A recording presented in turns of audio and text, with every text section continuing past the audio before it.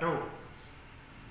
Kami tokoh masyarakat Kecamatan Bayabakung menghimbau kepada seluruh masyarakat untuk mengindahkan dan mematuhi himbauan pemerintah dan maklumat Kapolri sebagai pelindung masyarakat untuk menghindari dari corona yang sangat menakutkan yang selama ini bukan hanya di Indonesia, bahkan di tanah suci Mekah pun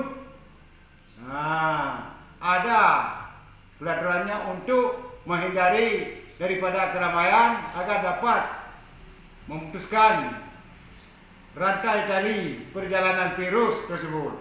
Maka kami memohon kepada seluruh masyarakat kiranya untuk mematuhi peraturan yang telah ditetapkan oleh pemerintah. Demikianlah kita bersama. Wassalamualaikum warahmatullahi wabarakatuh.